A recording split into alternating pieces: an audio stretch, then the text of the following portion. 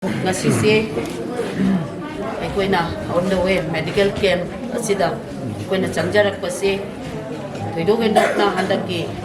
adugumba covid ki pandemic ki matamda chahi ani muksida sida aikoigi awaba taraba covid na effect tawraba adugumba anaba sing haktengnana aikoi isana haktengnana adugumba anaba sing dubu layeng na hotnabada achoba daita lauriba tongan ba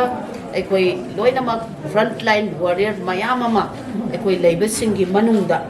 doctor sing amadi nurse sing na adugumba anaba sing da haktengnana koigi seba tawpidana adugumba mayam anaba mayam ama adugumba hanagi hakchangi fibam da hanjalhanbidana mateng pangbikiba sing adu aikoi na ngasi Bharat ta puthokjaba adugumba covid ngakthoknanabagi adugumba vaccine adu crore samada Bharat ki miyoi crore samada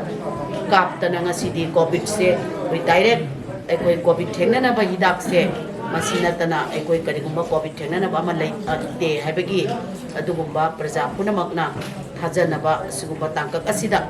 thoidogendokna ikai khumnajariba ekoi gi doctor sing nurse sing ngasi yasung mapiba masi purakpada achauba thongdang lobidana isagi punamak thado okanda yum thadoktana ai family thadoktana anaba singbu yengsen bidana asigi thaksi yawnana ba purakpagi damakta khoina doctor singbu Bharatiya Janata Party Manipur Pradesh ki side tagi ekone ikai kumna jaba adumba uchabaga loinana kona achamba kudolama punamakki nurse yawna punamak ikai kumna bu utpani ana lobiraga Doctor Sinda ko na lang yan ako magsabi ng kanigin.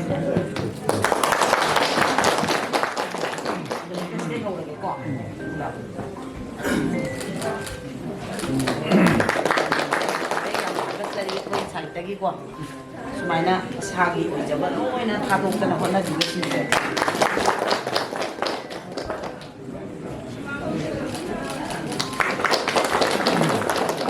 Haba ko nabiyan ko yaw daba mayami ko na bada taba review hay ba BJP site tagi doctor na din nursing na sari ko